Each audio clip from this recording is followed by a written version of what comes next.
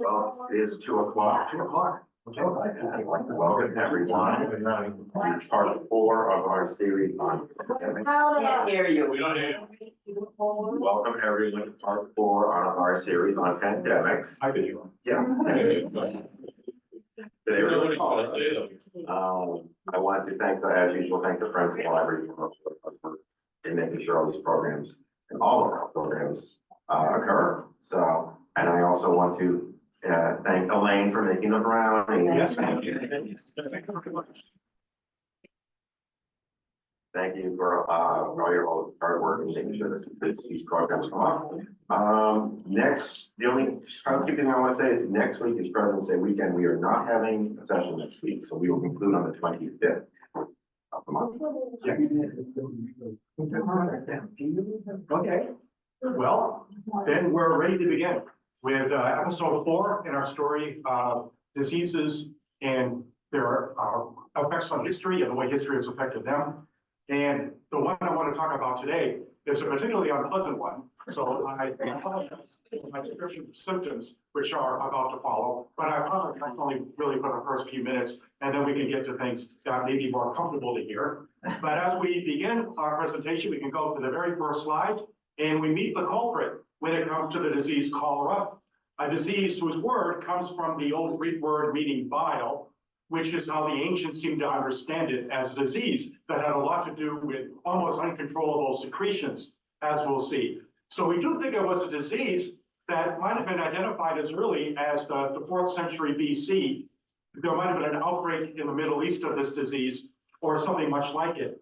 But the disease we're talking about is the modern form, which was largely unknown to Europeans, especially before the 18th century, and we'll see why. It's a disease caused by this bacteria here, that's Vibrio cholerae, as it came to be called. One little bacterium like this can do nothing to us.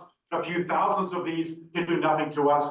But if you begin ingesting them so that they reproduce, and there are millions or billions of these, then maybe you might have a problem. And it turns out that the way this works is that for many people, if you ingest this bacterium in sufficient numbers, Vibrio cholerae, it spreads down, begins to reproduce in the stomach, and if you have a nice acidic stomach with a high acid content, maybe you get no symptoms at all. No problem. The Vibrio cholerae dies in your stomach. You may be unaware that you had ever ingested this in the first place, but to others, with the acidic environment of the stomach not being so high, it keeps going through the stomach and it gets into the small intestine. And if you get enough of these in the small intestine and it begins reproducing in large amounts there, that's when you really have a problem, because this bacterium, Vibrio cholerae, latches on to the lining of the small intestine and it changes the biology of the small intestine. Normally, the small intestine, if it's doing her job, will absorb more water or moisture than it secretes. But if this bacteria is there in sufficient numbers, that reverses things and it produces an uncontrollable loss of water in the human body. So that as you begin sick and experiencing symptoms of this disease, cholera, your vomit and your diarrhea become uncontrollable. And in some cases, within 24 hours, you can lose as much as 30% of your body weight and all the moisture that your body is now losing at a truly alarming and horrifying rate. And normally your discharges from the body in terms of diarrhea or vomit will contain these little white flakes, and those are bits and pieces of the small intestine that you're losing along with much of your body weight. As this goes on, and you become desperately ill. Obviously, what this produces in the human body, now that it is mastered and come into control of the small intestine, is massive dehydration. And that's how you die. This produces dehydration very quickly in terms of cholera. And because the body has so much less fluid, especially water in it, that means your blood thickens, obviously. And that means your heart has to work very hard to pump what remains of blood in the body, because after all, it's now very coagulated and thick. And your organs that are maybe not quite essential are the first ones that shut down. But if you don't get better, and at this stage you probably won't, the death rate is over 50% at this stage. The problem now goes to your vital organs, like your kidneys, ultimately to the liver, into the brain, and now they begin to shut down. especially as with this blood situation, ultimately blood pressure becomes unendurably low, and the consequence is that ultimately, more than likely, you perish, often within 24 hours, far more quickly than what customarily happens with yellow fever. Yellow fever, you might be suffering the ravages of that disease for several days before you die. This one often kills you within 24 hours, or maybe a little bit more than that, in a horrifying, terrifying way for everybody. All those bodily evacuations, in the meantime, contain billions and trillions of Vibrio cholerae, which now have the capacity of spreading to others in the neighborhood, as we know, through the water. That is precisely what they didn't know in the 18th and 19th centuries, but we know that. And the story of how we came to know that is the hopeful story at the end of our tale today. And if you want to know more about that, this is the book to read. Some of you may have read this, actually. Richard has read it. This is the Ghost Map, the story about how we figured out cholera and what causes it. The hopeful story by Stephen Johnson. I think the library has it if you want to check it out. And that's the story ultimately we're going to end with today. But so far in our story, we may see that there's reason, perhaps, if we go to the next slide, to look askance or criticize Vibrio cholerae, because this behavior doesn't seem to make a lot of sense. It kills its host very quickly through massive dehydration. And that would seem to be a very good survival strategy for Vibrio cholerae if your host dies so quickly. The only reason this could possibly make sense is if there's plenty of people around to drink the water to, in the end, produce way more Vibrio cholerae as the bacteria goes into the human body.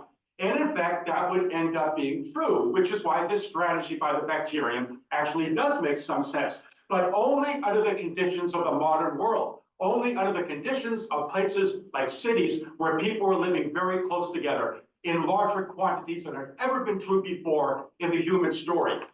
So the thing I want to make sure you know about Vibrio cholerae is it's not just an enemy of the human race. For thousands of years, Vibrio cholerae lived perfectly inoffensively without threatening any of us. In the days before cities, in the days before places like Calcutta grew exponentially, Vibrio cholerae lived very nice lives in the Ganges River, in the delta of the Ganges, feeding on plankton, no threat to anybody but the plankton. The only reason Vibrio cholerae produced cholera that was spread around the world is that the British East India Company got there in the 18th century. And although very few people had been farming the area around the Delta before the East India Company got there, they wanted people to take advantage of that land and make it suitable for agriculture so that there would be more rent for the landlords of the East India Company. And as more people moved into the areas around the Delta, that's when people came into contact with this bacterium. And that's how it eventually began to spread in the form of a disease by the late 18th century. And at the same time, of course, Calcutta was growing, other cities were growing, and that's how this strategy of Vibrio cholerae to kill human hosts quickly actually makes sense, because there were way more other human hosts in the vicinity that they could easily get to through the water supply. And that's what happened, and that's how this inoffensive bacterium became a threat to the human race. It wasn't just plankton that had to worry about, it was human beings now as well. And that was true by the late 18th century. By the nature of the way the world was, it wouldn't just be a problem of the Ganges Delta, of course. By the early 19th century, there was active trade, of course, all around the Indian Ocean, not just back to Europe, but also to Asia and North America as well. And that gave this bacterium a very easy way to spread away from South Asia, where it had been, into all parts of the world, as we'll see. Here's an example of a cholera victim. You can see a little bit of the blood, the working of the blood, the discoloration of the skin here. And if we go to the next slide, this is how bad things were in India after a while, especially by the 19th century because of cholera. It was so bad that the people of Bengal began worshiping a god. This is the goddess Oladevi, the goddess of cholera, so that if there was an outbreak and people were dying, maybe Oladevi would help you out. And she's still worshipped to this day by some, especially in the province of Bengal, the homeland of cholera. The way this would work, as we would eventually find out, is that it wouldn't just be an Asian problem as it spread through trade routes, because as it came to European cities and North American cities, people were in the habit of doing much the same thing as people in the Genetic Delta were doing, which is easily become exposed to water infected by this bacterium. If you were in a European city, and in too many cases a North American city as well, and you were living in any kind of a crowded neighborhood, often your waste would go into a cesspit, and the cesspit will be connected by a drain to an open sewer, often just a drain on the side of the street or maybe going through the middle of the street. And the idea there is it will go into a river or some other body of water, or maybe a sewer underground eventually. But very often the cesspit or the open sewer were very close to a well where the neighborhood would get its drinking water.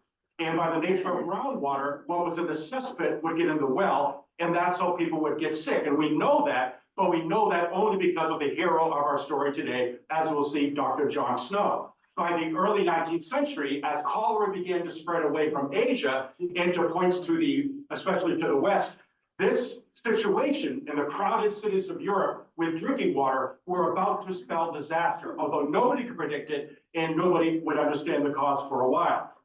All they knew in Europe by the early 19th century was there was this terrible killing disease in South Asia.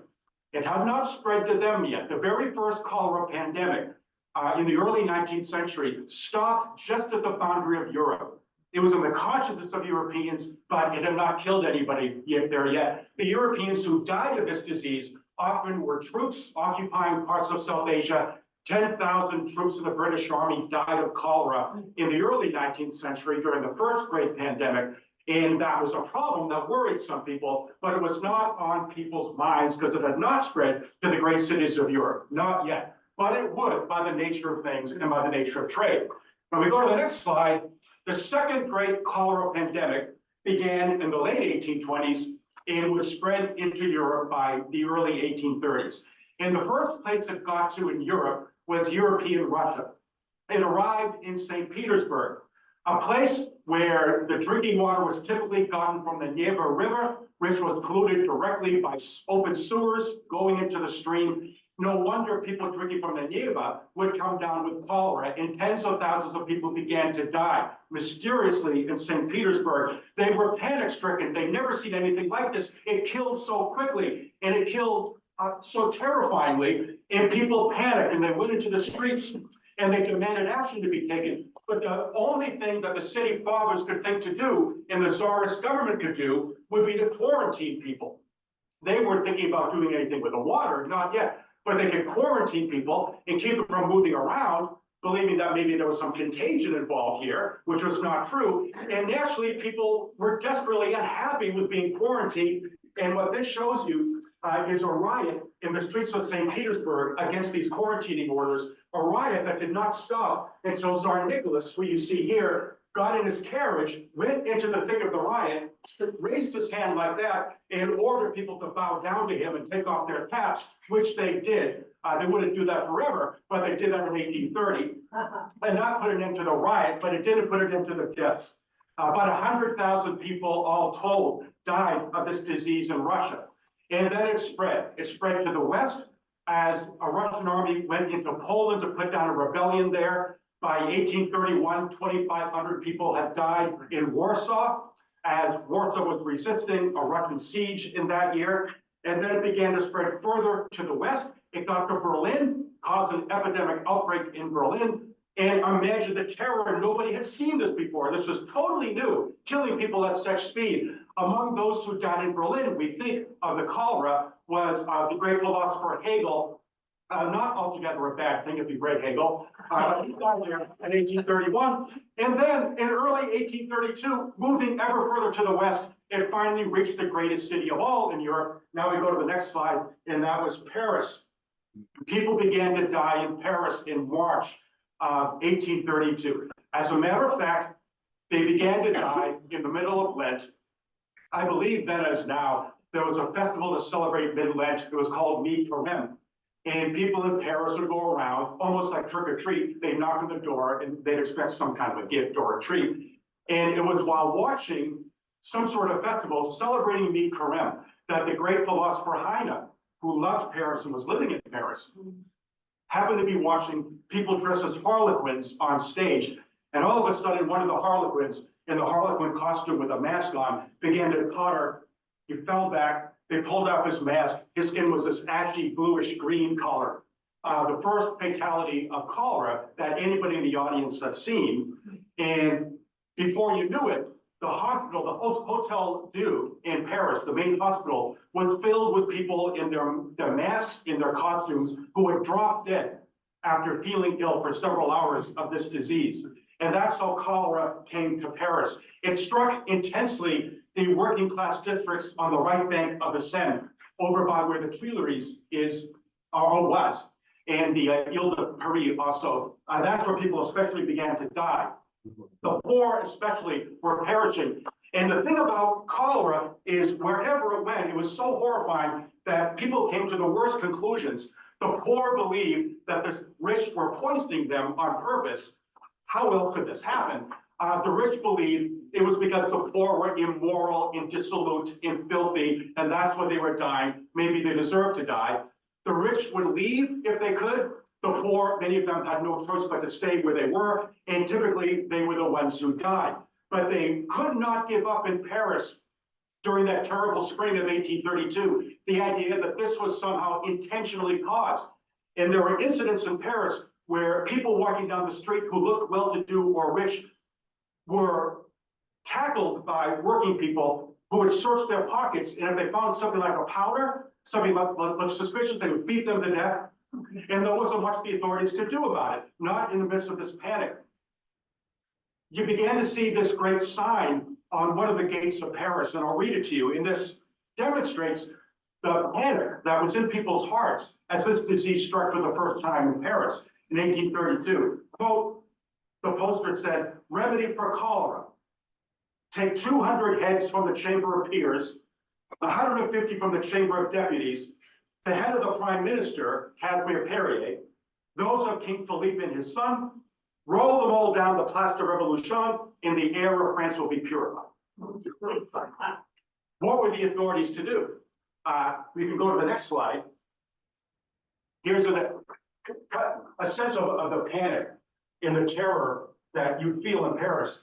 Here are the souls of the dead surrounding the city, the very atmosphere of the city of Paris in 1832. Well, what was the king to do? Now, the king was Louis Philippe, brand new king. He just come to power in 1830. He did not help matters by allowing his wife to proclaim that the probable cure for this was for everybody to wear nice flannel vests around their abdomens. There was something called a cholera vest, which you may have heard of. It's made of flannel. And the idea was, if you had this terrible abdominal illness, whatever it was, all you had to do was keep your stomach warmer and maybe things will be okay. So the queen began to distribute these flannel vests, perfectly well meant. She didn't know any better, nobody did. But of course it didn't do any good, and that didn't help matters as everybody knew it didn't do any good. 20,000 people died in Paris in no time at all. Lines of hearses lined up at Père Lachaise, the great cemetery. One of the great traffic jams of 1830s Paris were all these hearses lined up at Père Lachaise, waiting to get in, waiting to get in. Not nearly enough wood for the coffins. They just tie you up in a sack and throw you where they could at the cemetery. And finally, one of those who died, it wasn't just the poor who died. One of those who died was the prime minister, Perrier. He died. But Louis Philippe made a bad situation worse. He gave a big state funeral for the prime minister. But then, as many of you know, if you've seen Les Miserables or read the book, he did not give a public funeral to General Lamarck, a revolutionary hero who also died of cholera. And because he didn't give him a state funeral, the working people of Paris took his coffin and tried to get his coffin to the Pantheon to bury it there around the rest of France's heroes. And when the troops tried to prevent that, that's how you got the outbreak of revolutionary violence that we see in Les Miserables, depicted memorably by Victor Hugo. This is the revolution of 1832, brought on by cholera. Now we go to the next slide. Eventually they put that down, of course, the government was not overthrown. And Louis Philippe tried to make out of this some kind of a good situation for him. And he ordered the painter Johanneau to paint a propaganda painting. And this is what it is. That's the prince, that's Louis Philippe's son, bravely visiting the Hotel Dieu, where so many cholera patients were dying. And there he is, greeting the sick, trying to perhaps do what he could for the sick. It didn't do much good, but what Louis Philippe was trying to do with this painting was repeat the propaganda success of the great Aaron Gross, the painter, if you go to the next slide, who memorably painted this, a copy of which you can see at the MFA. And that's Napoleon going to visit the plague victims in Syria while his army was occupying that part of the Middle East in 1799. And that was a great propaganda painting. Look how great Napoleon is. But Louis Philippe's son was no Napoleon, and it didn't do much good. All that would do any good here was for the plague, the cholera to run its course, which ultimately cholera does. The Vibrio cholera ultimately don't have the same reproduction capacity as more people die. And some people leave, many people left Paris, of course. So ultimately it did run its course, but in the meantime, it killed tens of thousands.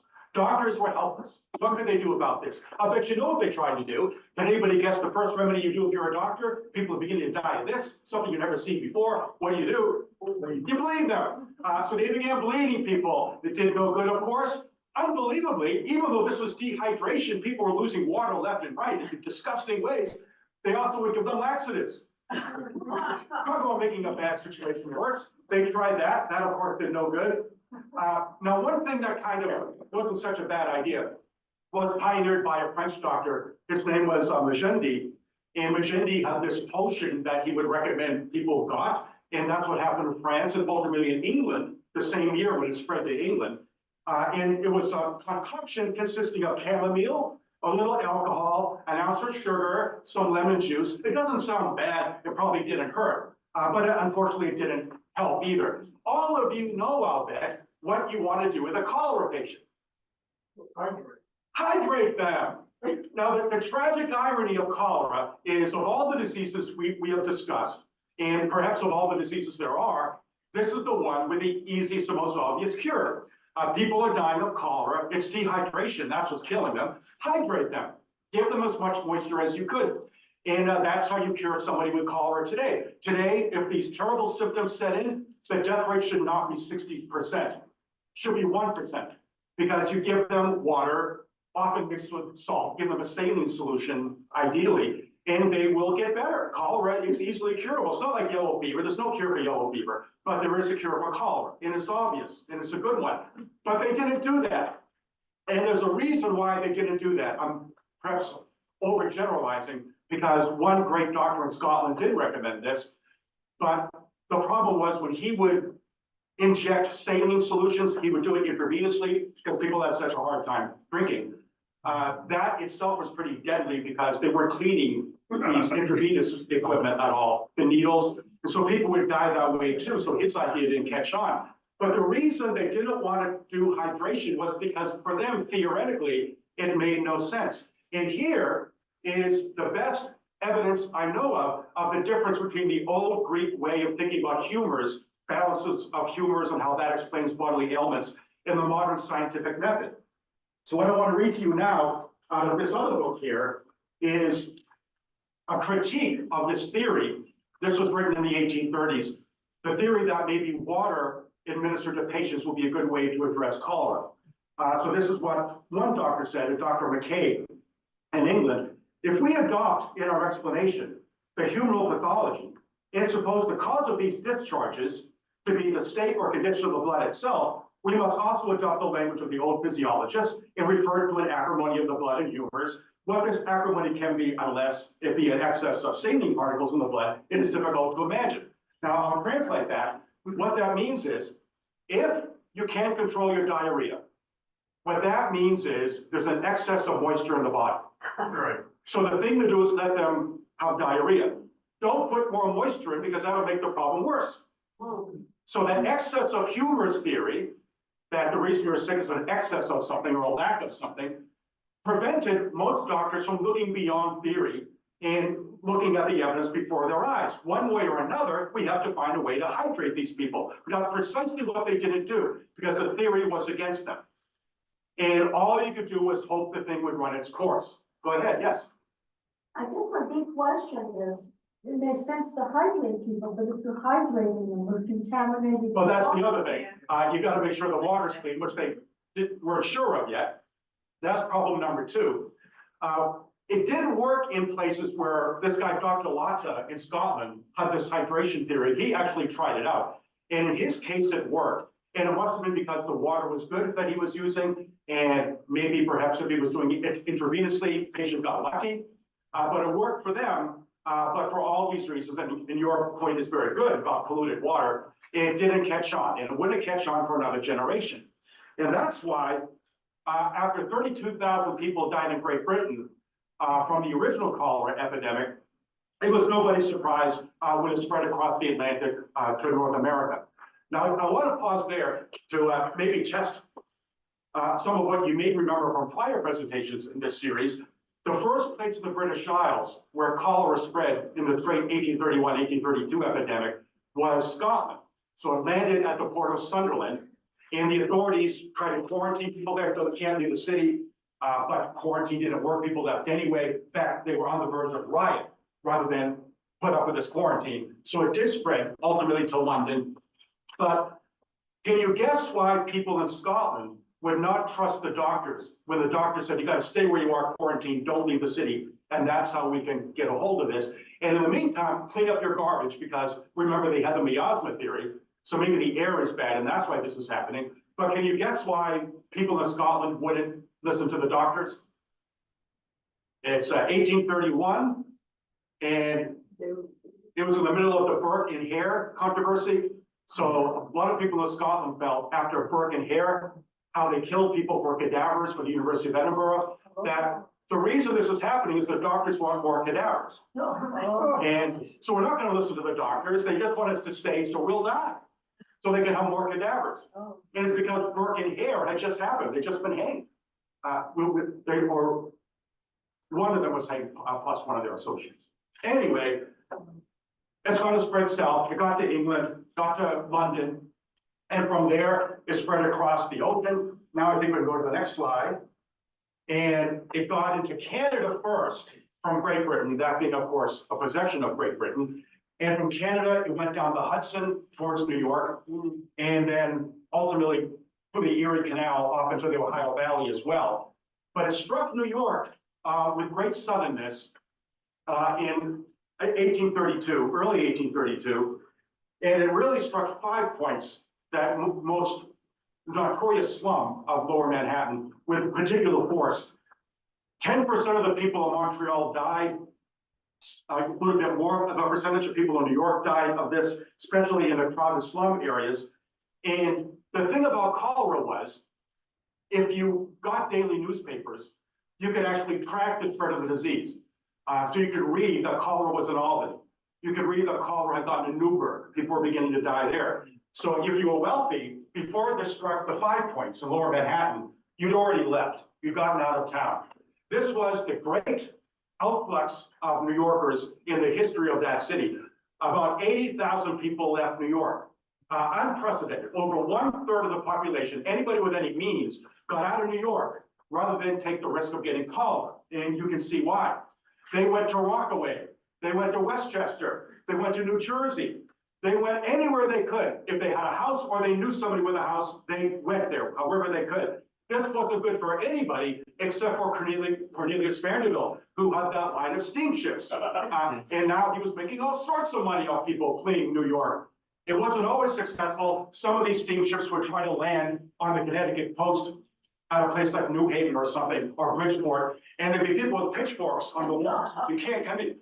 Don't even think of landing here. And sometimes those steamships would land wealthy people on the beach. Okay, do the best you can. Here's the beach. Go inland. Of course, you can see why people were panicking.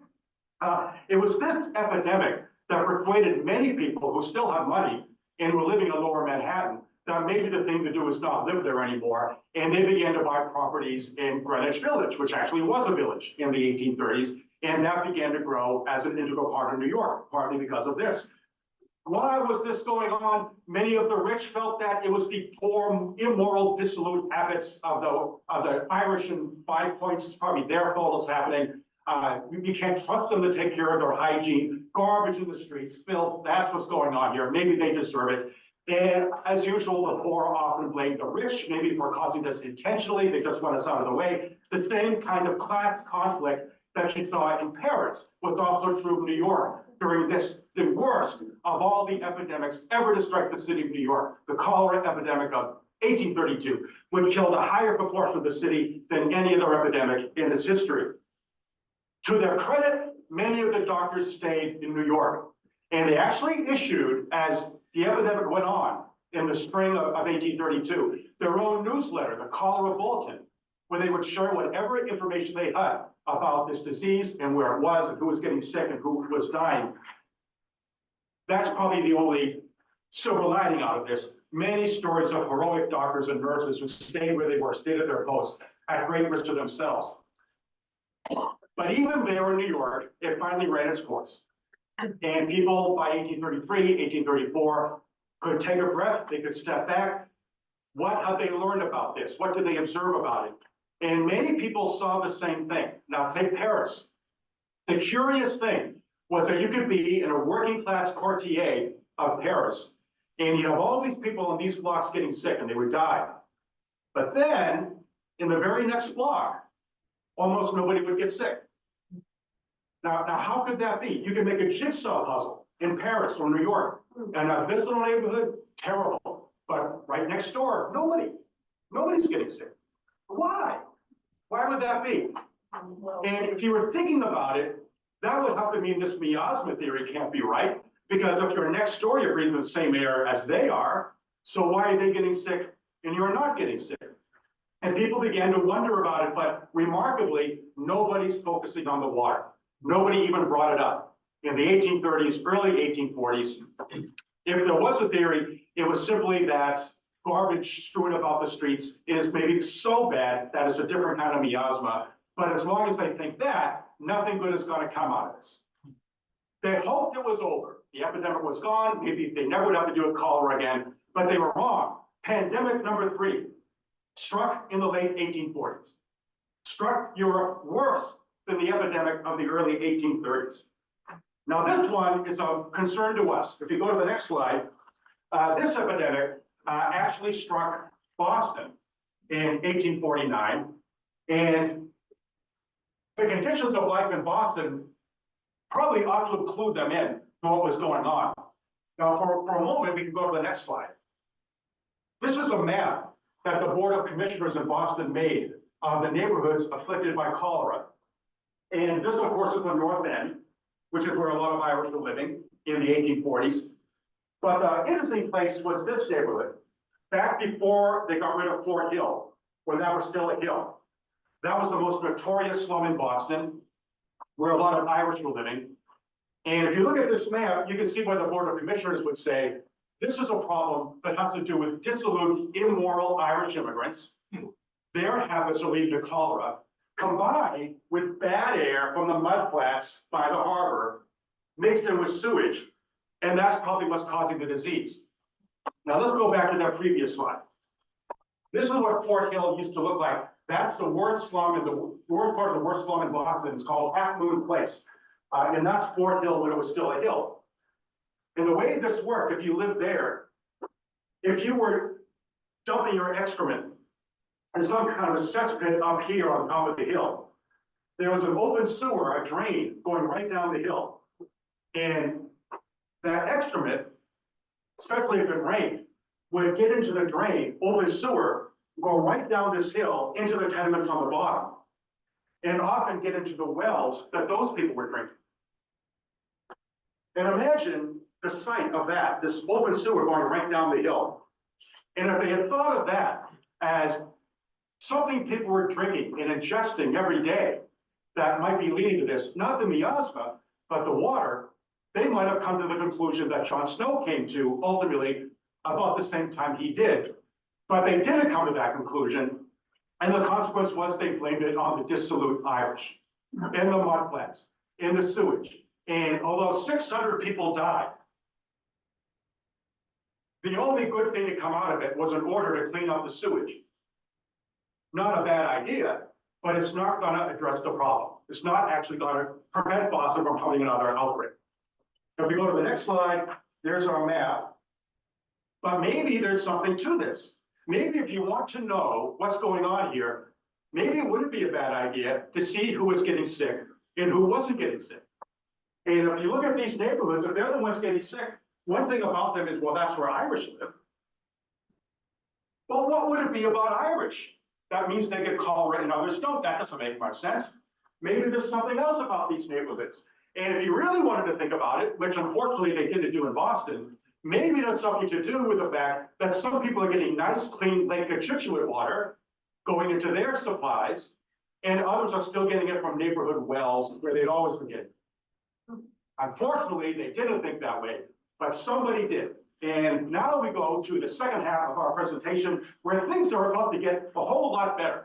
I would like to point out, by the way, that Port Hill was eventually leveled. That's where we have Atlantic Avenue. That's where a lot of that landfill came from, was from Fort Hill. So you can't find Half Moon Place now. There's no hill there. But what you can find, because I actually went down there yesterday, that's a financial district by Battery March and Oliver Street. So if you want to go by where the open drain with our sewage was coming down the hill, you can go enjoy maybe a cocktail at the Broadside Pub, which is right by where that hill was. Anyway, Vibrio cholerae. What can we say about that? Now, Vibrio cholerae, this bacterium that was causing all of this, which had not been identified yet, not in the 1840s. The unique thing about it is that it could adapt to the human body extremely well, which it did. It's a bacterium, and what that means is that it can reproduce very quickly. Now, for us, if you want to pass on genetic information, we got to wait 18 or 19 years at least, and we can pass on some genetic information.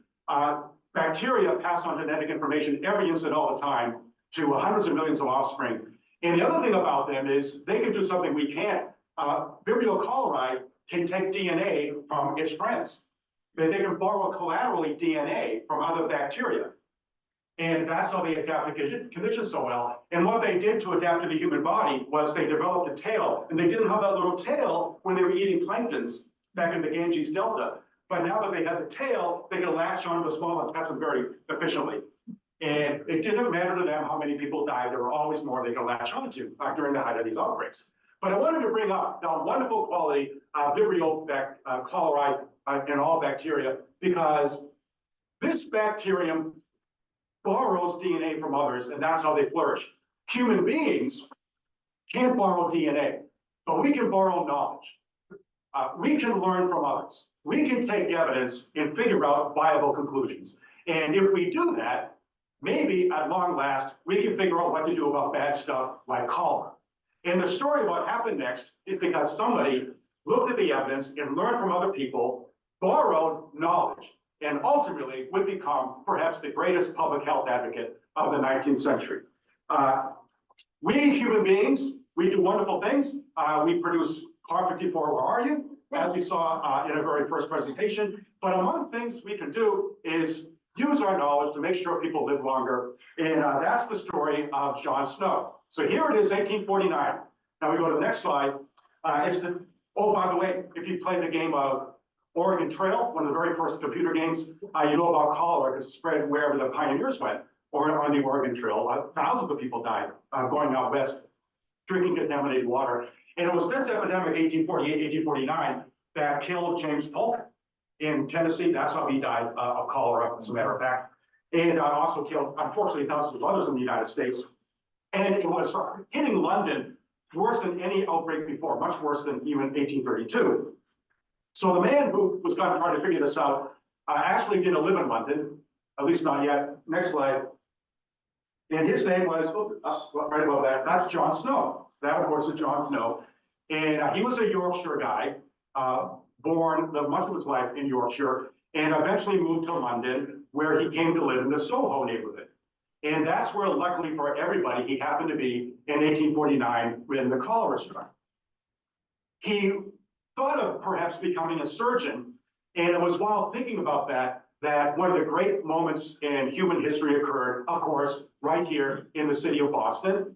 If you go to the next slide, as some of you know, I'm writing a book now on the monuments and statues of Boston, and this is one of my favorite ones. A lot of you will recognize that. That's the Ether Monument in the public garden, and that commemorates that famous day in 1846 when Dr. John Collins Warren, for the first time, used ether to remove a tumor from a patient at Mass General Hospital showing that ether was a reliable anesthetic. Now, the reason he was able to do that was he learned about ether from this dentist, Dr. William Morton. And Dr. William Morton had heard about ether from Dr. Horace Wells in Hartford. He had been using nitrous oxide on his dental patients to take out teeth, and he was delighted when they didn't feel any pain. But when Horace Wells was exhibiting nitrous oxide in experiments in Boston, it didn't make much of an impression. It didn't work as well. But Dr. Morton got the idea, don't use nitrous oxide. He talked to a Harvard professor, got this idea of ether, and ether would actually work. And it began to work by 1846. And this monument commemorates the discovery of ether here on the public garden. That's the Good Samaritan on top. I think one of my ideas in the book is to suggest that we make that ether monument, which a lot of people pass by without thinking about it, a monument to all the people whose names we never know, who stuck to their posts in 2020, 2021, and treated people at hospitals at great risk of themselves during the worst of the COVID pandemic. The Good Samaritan is nameless. We don't know who the Good Samaritan was in the biblical story. All we know is they tried to heal the sick. So why not make this our COVID monument? Anyway, that's one of my ideas. But another thing about this monument is there was a big controversy. Who actually discovered ether? Was it Horace Wells? Does he deserve credit for anesthesia? Or was it Samuel Jackson, the Harvard professor who experimented with ether? Or was it Dr. Morton? They could never quite figure it out. So Dr. Oliver Holmes, when this monument was put up, noticed that they weren't taking a stand on the monument. They weren't saying Morton, Wells, or Jackson. So he said the monument is to ether or either. I like that's a good way to liven up a story about a disease that makes you lose 30% of your body weight through excrement. You can talk about Dr. Oliver Holmes. Anyway, the reason I bring this up is that Dr. John Snow decided that he was going to make a living popularizing ether in England. And that's what he did. And he became effectively the founder of modern anesthesiology, because the big difficulty with ether when you were using it was difficult to know what the dosage should be. Like, how much ether do you give a patient? And in the early days of ether, it was a wonderful thing. Everybody was terrified of surgery. Doctors used to boast about, we can get in and do this in 5 minutes. It would take a surgeon today an hour to do something to save your life. 5 minutes, we'll get in and out. And you see what that's going to do. So many patients died of shock, in pain. Oh, nobody wanted to go into surgery. So ether was one of the great inventions of all time, or great discoveries of all time. But how much do you give a patient? Some patients on the table had a distressing habit of waking up when you go to surgery. Some patients had a more distressing habit of not waking up at all. And it was Dr. Snow who figured out, because he knew about gases, he started studying this in university, that the dosage of ether hinges on the ambient temperature of the operating theater. So I think the hotter it is, maybe the more ether you want to give somebody, or maybe it's the other way around. That was a good thing to know. But Dr. Snow knew it. He figured it out. He put together this table. So you measure the temperature against how much ether you give somebody. And who knows how many lives were saved that way by Dr. Snow's mastery of this information. And that's why he's really the founder of modern anesthesiology. And he, not only that, he was the one who gave chloroform to Queen Victoria when she was having her 8th child going into labor. And that turned out to be Prince Leopold, her favorite son. That was Dr. Snow. If you go to the next slide, he also invented this. That's why he deserves to be called the founder of modern anesthesiology. He invented a very effective inhaler for administering the ether, which you see here. And he would actually experiment with this just to make sure it would work. He'd give himself some ether, would go down to the table, then he'd wake up and he'd make a count of the time he woke up. Here's how long I was out. So he was testing ether on himself and other kinds of anesthetic. And we think that's how he got. He got at the age of 45 of a stroke, maybe because of all these gases he'd been inhaling, in the service of medicine, testing out the inhaler. So this is quite a guy. And if that's all he ever did, the founder of anesthesiology, he would deserve the love and thanks of all mankind. But he did something else. And the something else he did happened in 1849 at the height of the cholera epidemic. Even while it was going on, John Snow began studying who was getting sick. Who's getting sick from this? And before the epidemic had run its course in 1849, after getting hold of however much information he could, he was able to detect where the original cases have been. Like, who were the first people to get sick from this? And it turns out that the first cholera victims in London had been somebody actually from Hamburg, which had a terrible outbreak, who was on a steamship that docked in London. And that guy, on September 22nd, checked into a hotel in South London, south of the Thames, and he died the same day. Died right in that room the same day. A few days later, that room was let out to somebody else. And that guy died on September 30th. And soon cholera was raging through that whole neighborhood. But what John Snow said to himself was this: so why would it be that this guy dies on September 22nd in this one room? Why would the miasma be so bad in that one room and not bad in the other rooms? And if it spread to the neighborhood, if that's where the bad miasma was, that made no sense to him because he knew about gases.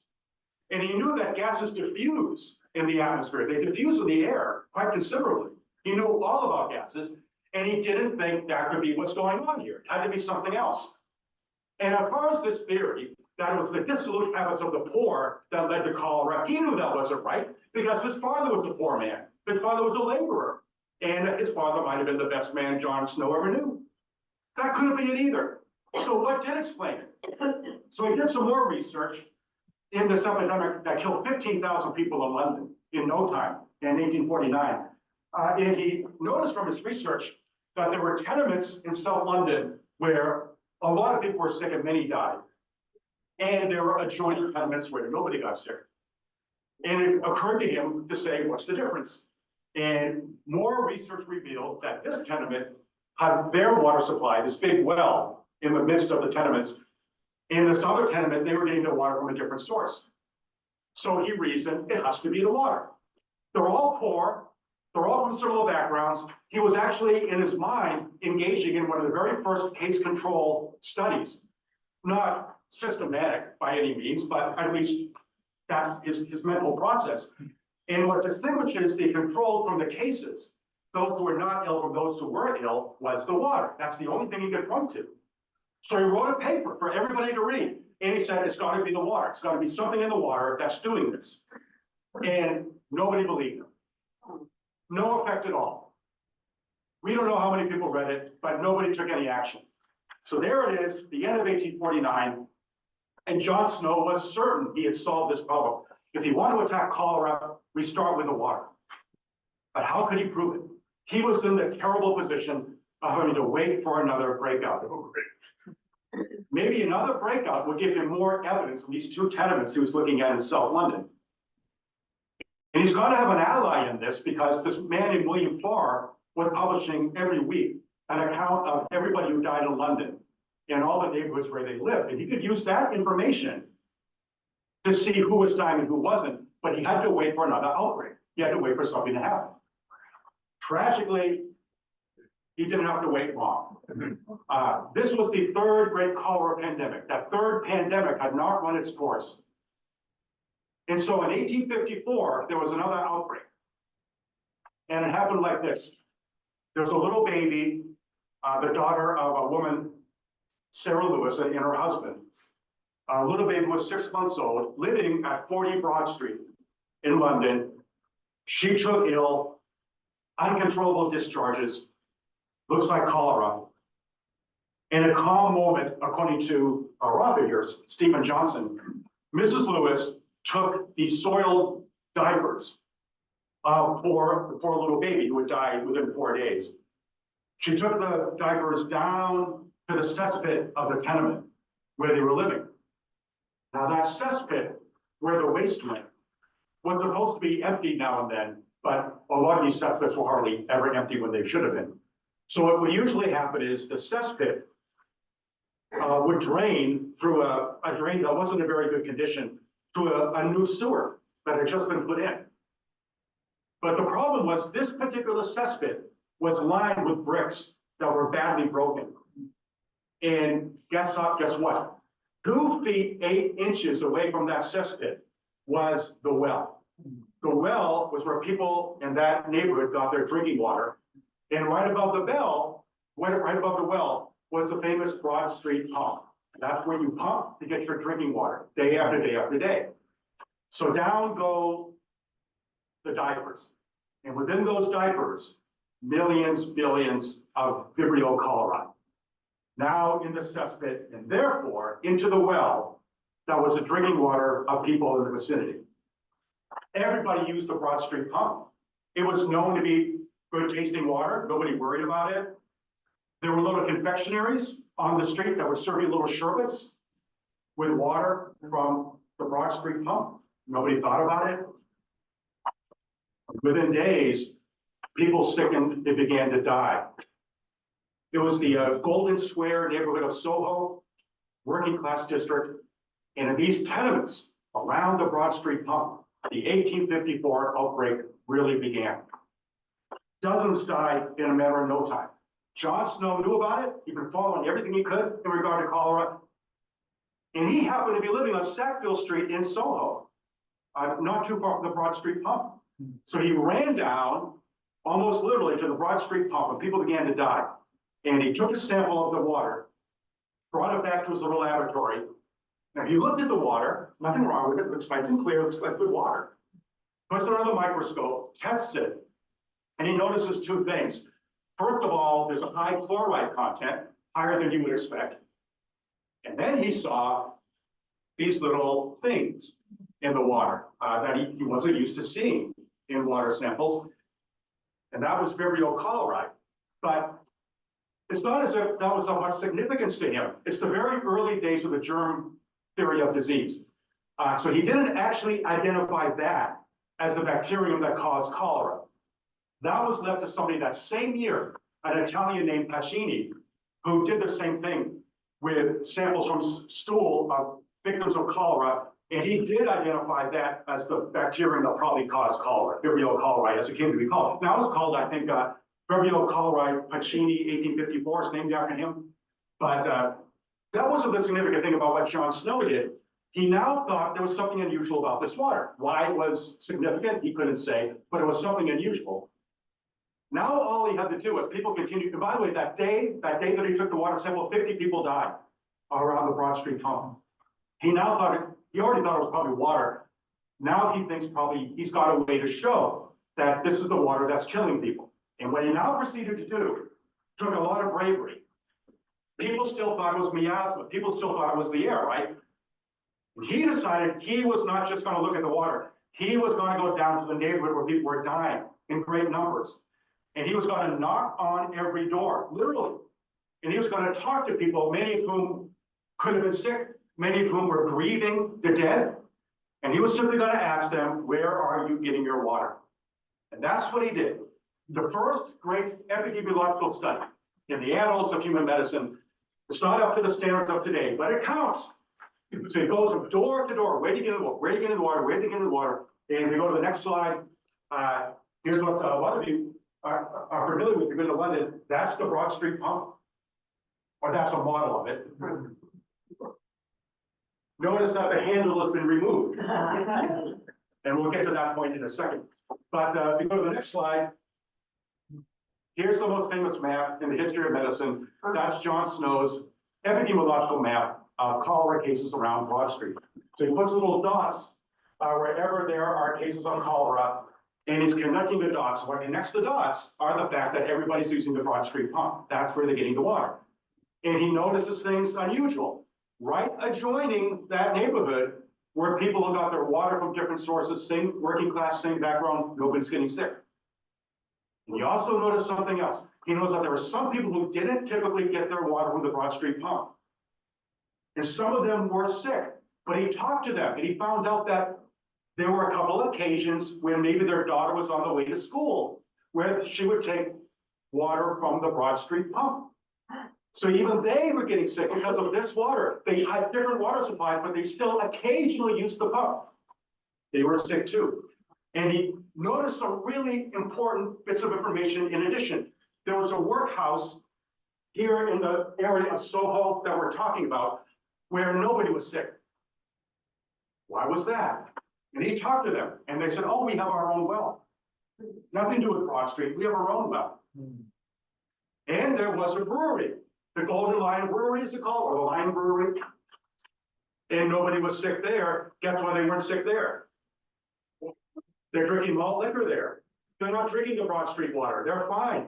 But I think the most important piece of evidence he found to link the cholera to the water was one factory in Soho, the Ely factory, where a lot of people got sick. And the people who got sick didn't necessarily live in Soho, but they were sick anyway. And the reason was the Ely brothers who ran the factory had this big cistern of water from the Broad Street pump. And that's where the workers would drink on the job. And they were getting sick. And the single best piece of evidence he had when he talked to these Ely brothers was that they told him that their mother had just died of cholera and their mother lived in Hampstead. That's a suburb, it's out of the country. It's nowhere near the Broad Street pump. But the grieving Ely brothers had to tell John Snow, our mother used to like the Broad Street water and we bring her Broad Street water every day. Oh. So why would somebody die in Hampstead? The only person to die in Hampstead, if it wasn't because of the water, it had to be the water. John Snow was now positive. His theory was correct. All he's going to do is write this up.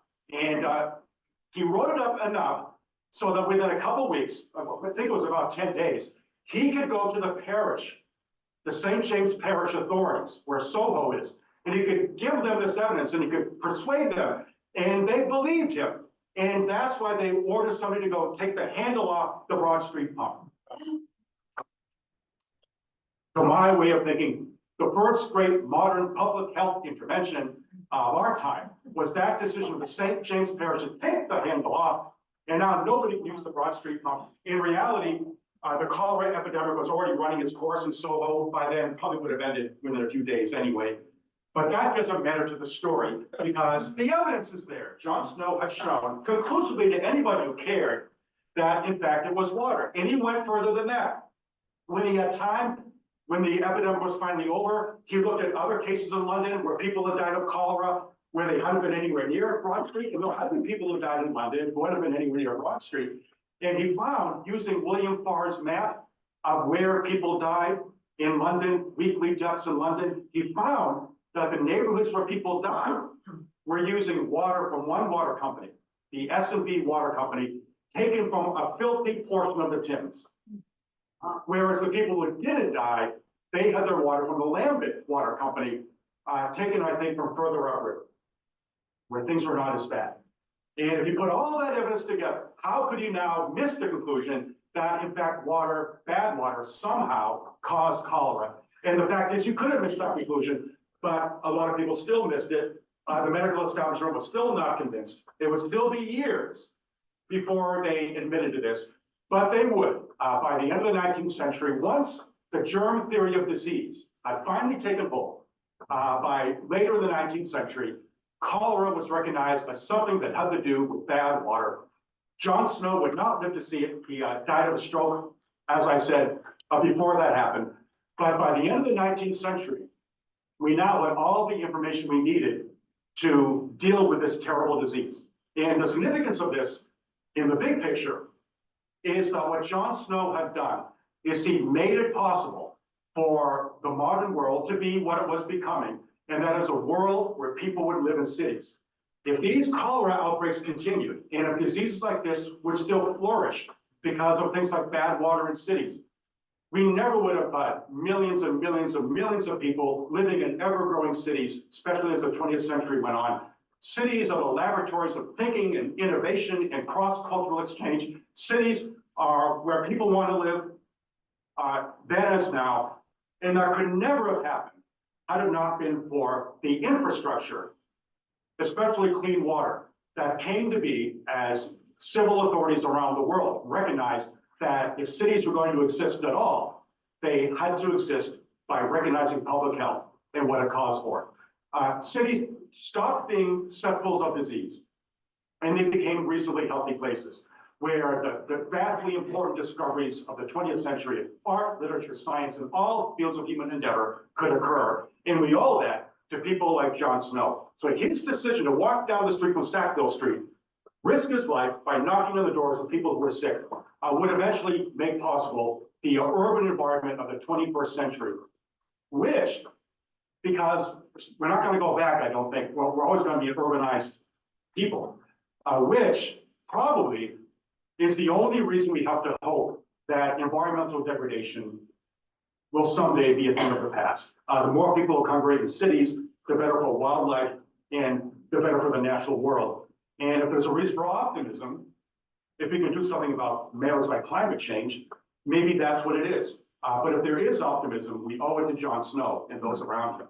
So I'd like to leave on that because it's a hopeful note. Don't think about the diarrhea. Think about John Snow and public health intervention. So thank you very much.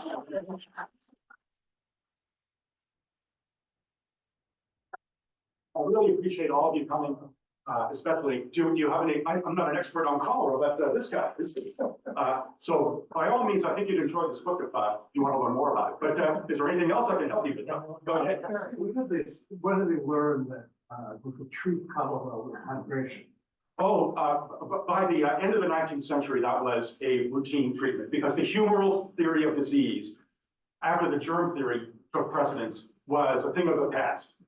So once they knew that the discharge isn't something we have to live with, we have to remedy this, then it became possible to save anybody's life who has cholera. Today, about 100,000 people every year die of cholera, and they die for the same reason people have always died of cholera. They live in places where water is ill-treated, and it's not much good. And if they can't get medical attention in time, they die. But all that needs to be done to save them is the same thing that needed to be done when Dr. Lockton was thinking about this in the 1840s. And that is set up, if need be, an intravenous unit and put some saline solution, and people should be fine. Yeah, go ahead. I was curious, there seems to be a lot of still water, and I'm wondering if the still water is also the source of yellow fever. So where if there's ever an overlap between the two diseases. Yeah, but it's a similar thing though, one would think would breed both of them.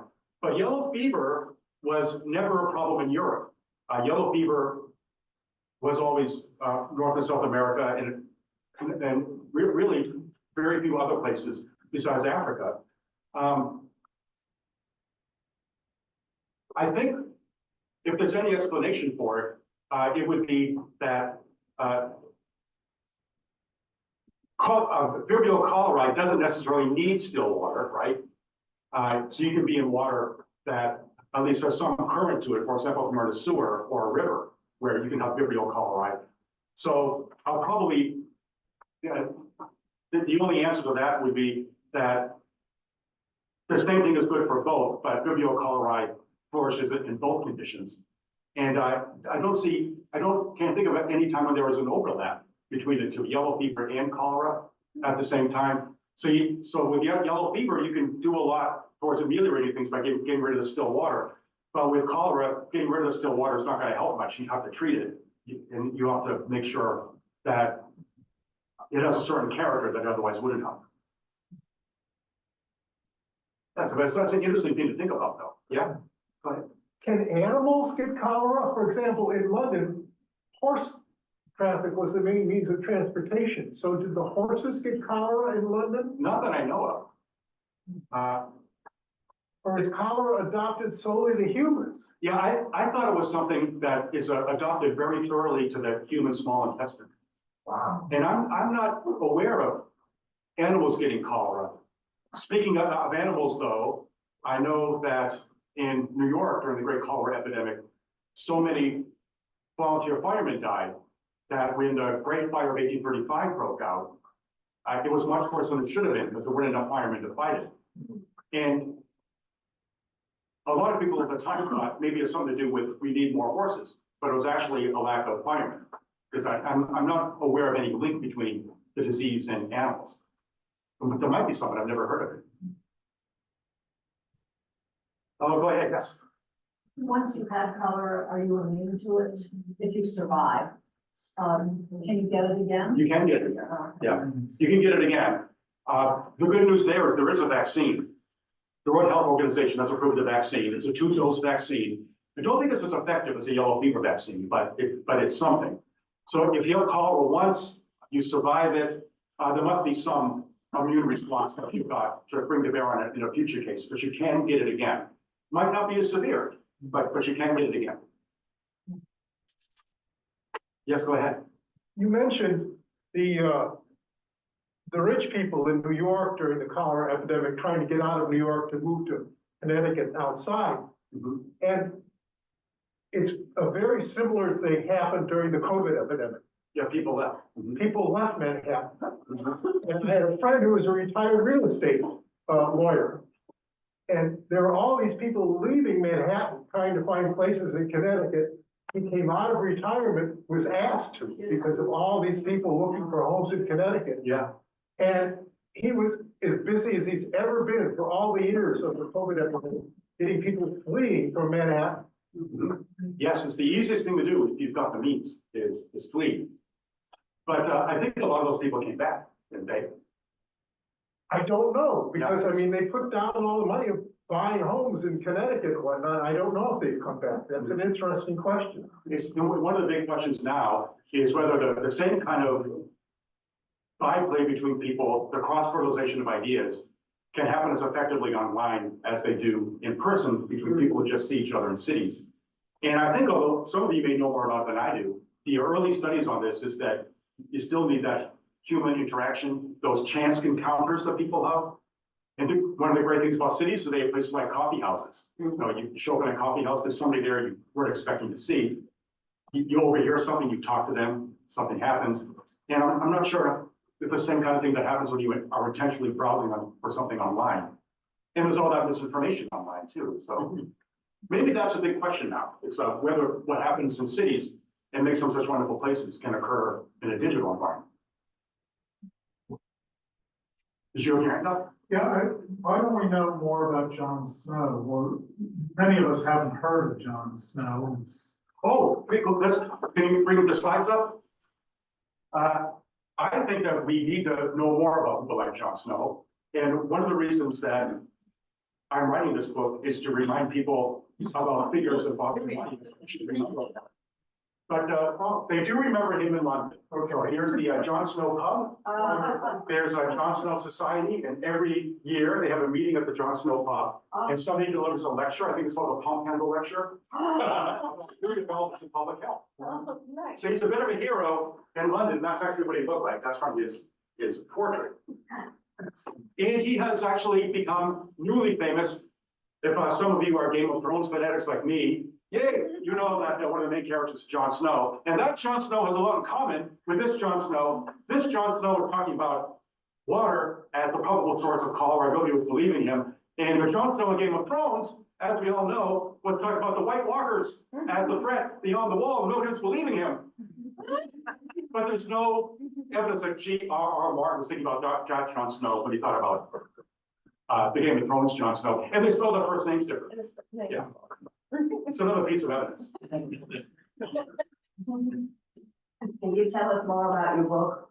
My monuments book? Yeah, I'm halfway through it. That's why I'm on sabbatical now, is I'm trying to write this book. So what I'm doing is I'm trying to pose a theory about why public monuments are good, why we should notice them more, the stories they tell that we ignore, and how they stand for different things now than they did when they went up, some of them.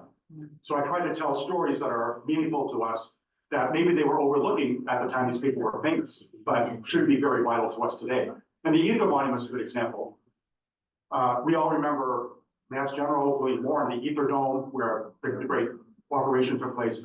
But we should also remember John Quincy Adams Ward's statue of the Good Samaritan, which to me represents the best of public health. People who never expect to be remembered, but at 3 a.m, they show up and they wake you up in your room and they see how you're doing. So that's what it's all about. And that's what the Ether Monument should tell us today. So I'm trying to tell stories like that. Now, I think I'm going to do 35 monuments. Maybe while you're here, of course, anybody can leave if you want.